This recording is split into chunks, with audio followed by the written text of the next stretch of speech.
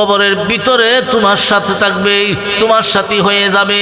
ওই জিনিসটার নাম হলো আপনি আমার জীবনের ভাঙ্গা টুটার নেক আমল। যেই নেক আমল আপনি আমি মাঝে মাঝে করি, মাঝে মাঝে মনে চাইলে করি, অনেক সময় করি না। ছোট হোক অথবা বড় হোক, যত নেক আমল আছে একটা নেক আমল নষ্ট হবে না। প্রত্যেকটা নেক আমল আপনি আমার কবরের সাথী হয়ে যাবে। এই জন্য ভাইয়েরা আমার, আজকে তাকায় দেখেন এই দুনিয়ার ৬০-৭০ বছরের কোন স্থায়ী জীবন, এই জীবনটা আজকে আমরা যার পিছনে ব্যয় করি, যেই জিনিসের পিছনে ব্যয় করি, একটা দেখবেন দুনিয়ার জীবনটা আজকে আপনি আমি সবাই ব্যয় করি সম্পদ উপার্জনের পিছনে। সম্পদ উপার্জন করার জন্যে দিনে রাত্রে পরিশ্রম করি, দিনেও করি রাত্রেও করি, মাথার ঘাম পায়ে ফেলাইয়া সম্পদ কেমনে বেশি উপার্জন করা যায় শুধু এই প্রতিযোগিতায় লিপ্ত।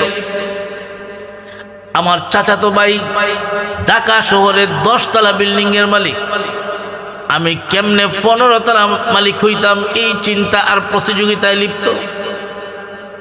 সম্পদ উপার্জন করার জন্য দিনে রাত্রে যত পরিশ্রম করি না কেন, আজকে দুনিয়ার সময়টা ব্যয় করতেছি। অনেক মানুষ দেখবেন সম্পদ কামাই করে জমা করে বুক করতে পারে না, এমন আছে না নাই?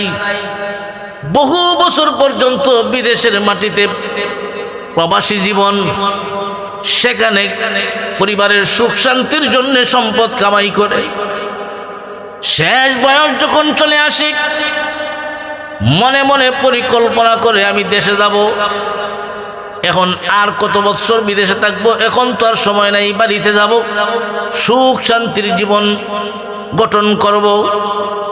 ওই মানুষটা বিদেশ থাকিয়া কল্পনা জল্পনা নিয়ে দেশের বাড়িতে আসে, সুখে শান্তিতে থাকবে।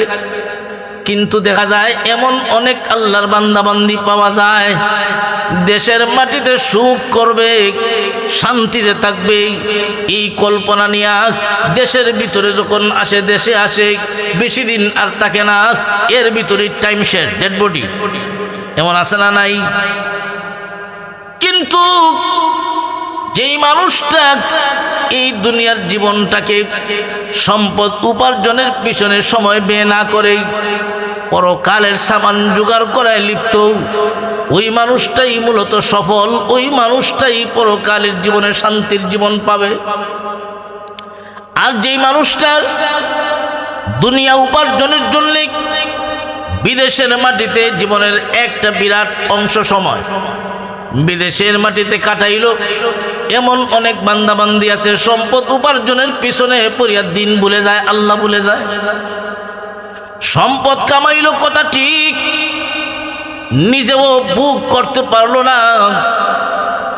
যেই দিন দুইটা চক্ষু বন্ধ হয়ে যাবে, আল্লাহর নবী বলেন, উম্মত রে, সম্পদের মালিক তুমি থাকবে না, এই সম্পদের মালিক আরেকজন হয়ে যাবে, তোমাকে কবরে নিয়ে যাওয়া হবে, সম্পদ কিন্তু কবরেও যাবে না। তাহলে আমি সম্পদ কামাই করলাম, দুনিয়া তো আমি বুক করতে পারলাম না, আমাকে কবরস্থ করা হলো, সম্পদ আমার সাথে কবরেও যাবে না। আপনি আমার মতো কত ধনাঢ্য ব্যক্তি পৃথিবীতে ছিলেন, কত সম্পদশালী ব্যক্তি দুনিয়ায় ছিলেন, কিন্তু পৃথিবীর থেকে বিদায়ের সময় 3 টুকরা কাফনের কাপড় ছাড়া কিছুই নিতে পারে নাই। ঠিক না বেঠিক? এখান থেকে আমাদের সকলের জন্য শিক্ষা গ্রহণ করা দরকার। আমি যা কিছু করি না কেন, যত সম্পদের মালিক হই না কেন, একটা সম্পদের মালিক আমি থাকবো না যেই দিন দুইটা চক্ষু বন্ধ হয়ে যাবে। একটা সম্পদ আমার কবরের সাথে হবে না। আজকে আমি যদি হারাম পন্থায় সম্পদ উপার্জন করে থাকি, সুদ ঘুষ খেয়ে যদি সম্পদ কামাই করে থাকি, কিয়ামতের কঠিন ময়দানে আল্লাহর আদালতে আমাকেই জবাব দেওয়া লাগবে। আমি যদি ভোগ নাও করি, আমি মারা যাওয়ার পরে এই হারাম পন্থায় উপার্জিত সম্পদের মালিক আমার সন্তান হবে, আমার উত্তরাধিকারী হবে।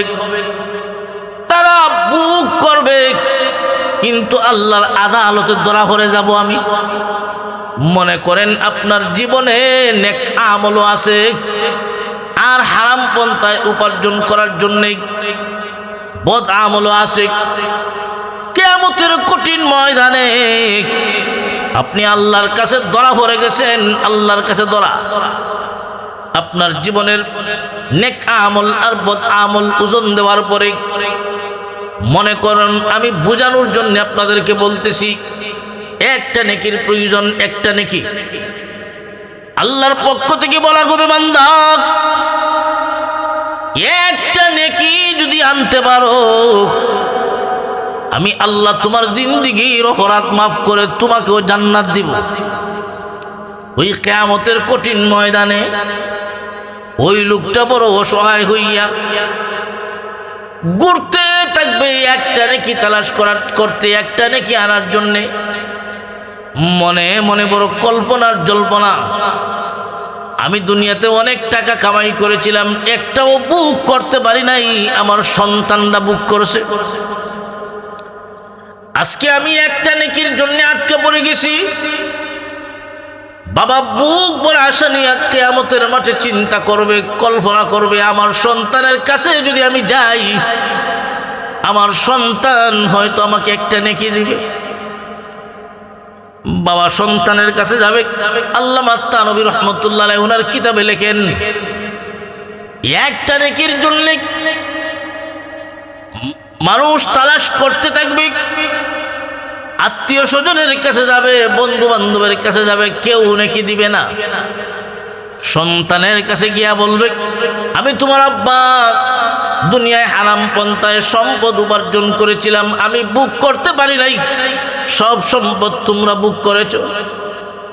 আজকে আমি তোমার আব্বা ধরা পড়ে গেছি, একটা নেকির দরকার। সন্তান রে, একটা নেকি যদি আমাকে দাও, আমি তোমার আব্বা জাহান্নামের আগুন থেকে রক্ষা পাবো, মহান আল্লাহ আমাকে জান্নাত দিবেন। একটা নেকি চাই। ওই কিয়ামতের কঠিন ময়দানে সন্তান তখন জবাব দিবে, আমি দুনিয়ায় আসতে গিয়া নিশ্চয় আমার কোনো না কোনো একজন পিতা ছিলেন, বাবা ছিলেন, কথা ঠিক, কিন্তু আপনি কে গো, আমি আপনাকে চিনি না। না, আপনাকে আমি নেকি দিতে পারবো না, নেকি দিতে পারবো না। ওই কিয়ামতের কঠিন ময়দানে সন্তান একটা নেকি দিবে দূরের কথা, বাবাকে সন্তান হিসেবে পরিচয় দিবে না। আল্লাহ পাক রব্বুল আলামিন এই কথাটাই কোরআনে তুলে ধরছেন। ইয়াউমা ইয়াফিরুল মারউ মিন আখিহি ওয়া উম্মিহি ওয়া আবিহি ওয়া সাহিবাতিহি ওয়া বানিহি লিকুল্লি ইমরিইম মিনহুম ইয়াউমাইযিন শা'নুন ইউগনিহি। আল্লাহ পাক রব্বুল আলামিন বলেন, কিয়ামতের কঠিন ময়দানে এমন ভয়াবহ পরিস্থিতি হবে, বাবা সন্তানকে নেকি দিবে দূরের কথা, বাবা সন্তানের পরিচয় দিবে না, সন্তান বাবাকে পরিচয় দিবে না। সন্তান মাকে নেকি দিবে দূরের কথা, মাকে পরিচয় দিবে না।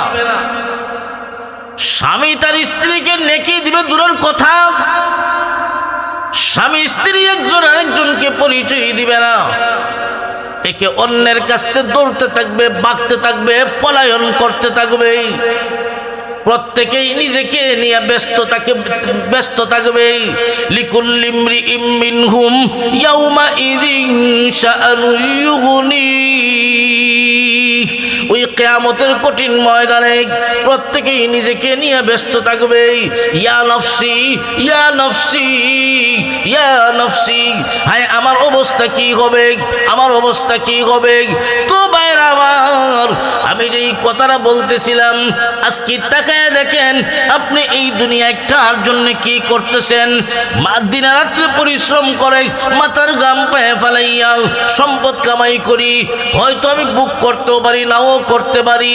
হারাম পন্থায় যদি সম্পদ উপার্জন করে থাকি, কিয়ামতের কঠিন ময়দানে মহান আল্লাহর আদালতে আমাদের কি জবাব দেওয়া লাগবে। হাদিস শরীফে আল্লাহর রাসূল সাল্লাল্লাহু আলাইহি ওয়াসাল্লাম বলেন, কিয়ামতের মাঠে 5টা প্রশ্নের জবাব না দেওয়া পর্যন্ত কোন আদম সন্তান একটা কদম নাড়াবার শক্তি পাবে না। কয়টা প্রশ্ন?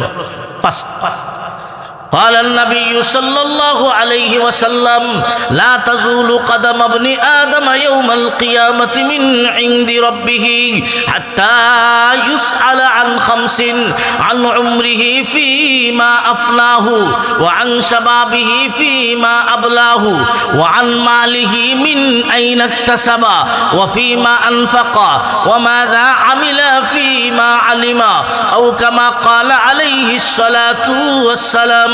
আল্লাহ রাসূল সাল্লাল্লাহু আলাইহি ওয়াসাল্লাম বলেন, কিয়ামতের কঠিন ময়দানে 5টা প্রশ্নের জবাব না দেওয়া পর্যন্ত একটা আদম সন্তানও তাদের কদম নাড়াতে পারবে না। 1 নাম্বার প্রশ্ন হলো, হে বান্দা, আমি আল্লাহ তোমাকে একটা জীবন দিয়েছিলাম, হায়াত নামক একটা জীবন দিয়েছিলাম, এই জীবনটা কোন কাজে ব্যয় করেছো হিসাব দাও। 2 নাম্বার, তোমাকে এই জীবনের ভিতরে একটা যৌবন দিয়েছিলাম, বহুত বড় দামি জিনিস একটা যৌবন, এই কালটা বড়, এই সময়টা বড় দামি জিনিস, এই যৌবন কালটাও তোমাকে দিয়েছিলাম, হিসাব দাও। 3 নাম্বার প্রশ্ন হবে, বান্দারে তুমি হিসাব দাও, এই দুনিয়ায় চলাফেরা করতে গিয়া কোন কাজে সম্পদ, কোন খাতে সম্পদ উপার্জন করেছো, কিভাবে সম্পদ উপার্জন করেছো, কোন কাজের মাধ্যমে সম্পদ উপার্জন করেছো, হিসাব দাও। শুধু উপার্জন করেছো কোন দিক থেকে, শুধু তা নয়, মহান আল্লাহ 4র্থ প্রশ্ন করবেন, বান্দা ওয়াফিমা আনফাকা, এই সম্পদ কোন খাতে তুমি খরচ করেছো, তাও হিসাব দাও। ও দুনিয়ার মুসলমান ইমানদার, আজকে দুনিয়া কামাই করার পিছনে আমরা যারাই লেগে আছি, কিয়ামতের কঠিন ময়দানে আল্লাহর আদালতে অবশ্যই জবাব দেওয়া লাগবে, কোন খাতে আমি উপার্জন করেছি। ঠিক না বেঠিক? এই জন্য ভাই, সম্পদ উপার্জন করবো হালাল পন্থা, হারাম না, কারণ কিয়ামতের মাঠে জবাব দেওয়া লাগবে। আর এই সম্পদ তো আমার হাতে ততক্ষণ পর্যন্ত থাকবে যতক্ষণ আমার 2টা চক্ষু খোলা থাকবে। 2টা চক্ষু যখন বন্ধ হয়ে যাবে, যত সম্পদশালী হন না কেন, কোনো কিছু কাজে লাগবে না। সব কিছুর রেখে আপনাকে 3 টুকরা কাফনের কাপড় সাথে নিয়ে কবরে যেতে হবে। ঠিক না বেঠিক? শুরুতে যে হাদিস কেরা পাঠ করেছিলাম, আল্লাহ রাসূল সাল্লাল্লাহু আলাইহি ওয়াসাল্লাম বলেন, তোমাকে যখন মানুষ কবরের দিকে নিয়ে যাবে, তোমার লাশের পিছনে পিছনে তোমার ধন সম্পদ যাবে, কবরের পার থেকে ফিরে আসবে, ভিতরে যাবে না, তোমার সাথী হবে না। 2 নাম্বার, তোমার দুনিয়ার যত মহব্বতের মানুষ হয় না কেন, যত আত্মীয় স্বজন হয় না কেন, কেউ কিন্তু কবরের সাথী হবে না। আপনার যত মহব্বতের সন্তান হয় না কেন, মা বাবা নিজে কষ্ট করে সন্তানকে কষ্ট দেয় না, নিজে একটা ভালো জিনিস খায় না, সন্তানের জন্য রাইখা দেয়। ইয়ে তো মায়া আর মহব্বত। আল্লাহর নবী বলেন, যত মহব্বতের মানুষ হয় না কেন, যত ভালোবাসার স্ত্রী হয় না কেন, একজনও কিন্তু কবরের সাথী হবে না, কেউ কিন্তু কবরে যাবে না রে উম্মত। দুনিয়াতে এমন কোনো কথা আপনি আমি শুনি নাই, এমন কোন স্ত্রী এই কথা বলেছে, আমার স্বামী দুনিয়াতে নাই, আমি কেমনে থাকবো, আমারও দেলাও। এমন কথা কেউ কইছেনি না, কিয়ামত পর্যন্ত এমন কথা কেউ বলবে না। আল্লাহর নবী বলেন, উম্মত রে, যত মহব্বতের মানুষ হয় না কেন, কেউ কিন্তু কবরের সাথী হবে না, কেউ কিন্তু কবরে যাবে না। তোমাকে দাফন করার পরে, কবরে রাখার পরে সবাই চলে আসবে, কেউ কিন্তু কবরের সাথী হবে না। 1 বছর 2 বছর এইভাবে 20-25 বছর পরে তোমার নামটাও ভুলে যাবে, মানুষ তোমাকে চিনবে না। ঠিক না বেটি? আজকে মনে করেন আপনি আমি যেই বাড়িতে বসবাস করি, এই বাড়ির মালিক একদিন আমি ছিলাম না, আমার বাবা ছিলেন। আর একটু আগে যদি যান, বাবাও ছিলেন না, দাদা ছিলেন। আর একটু আগে যদি যান, এই বাড়ির মালিক আপনার দাদাও ছিলেন না, আপনার বড় বাবা ছিলেন, বড় বাপ, দাদার বাপ।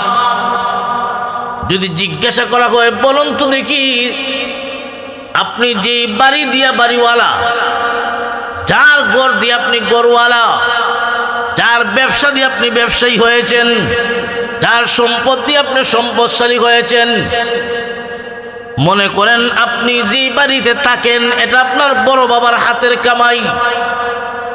যেই সম্পদ আপনি ভোগ করতেছেন এটা আপনার বড় বাবার হাতের কামাই, যিনি 50 বছর আগে ছিলেন। যদি জিজ্ঞাসা করা হয়, রে আল্লাহর বান্দা, যার সম্পদ দিয়ে তুমি সম্পদশালী, তোমার বড় বাপ, ওনার নামটা কি ছিল বলো? আমার বিশ্বাস অনেকেই বলতে পারবে না। যেই লোকের সম্পদ আপনি আমি বুক করি, আজকে ওনার নামটাও যেমন আমি জানি না। ও আল্লাহর বান্দা বান্দি, সেই দিন বেশি দূরে নয়, এমন একদিন আসবে, আজকে তুমি মাথার গাম পায়ে ফেলাইয়া দিনে রাত্রে পরিশ্রম কইরাও সম্পদ কামাই করলা, জাগা বাসার মালিক হইলা, এমন একদিন আসবে তুমি অন্ধকার কবরে ঘুমাইয়া থাকবা। তোমার জাগা জমির মালিক এমন ব্যক্তি হবে, যেই লোক তোমার নামটাও জানবে না তুমি কে ছিলে। ঠিক না বেটি? এমন দিন আমাদের সবারই আসবে তো? হ্যাঁ, অবশ্যই আসবে, এমন দিন সবারই আসবে। তাহলে আল্লাহর রাসূল সাল্লাল্লাহু আলাইহি ওয়াসাল্লাম বলেন, তোমার ধন সম্পদ কবরে যাবে না, তোমার সাথী হবে না, পরকালের কোনো উপকার আসবে না।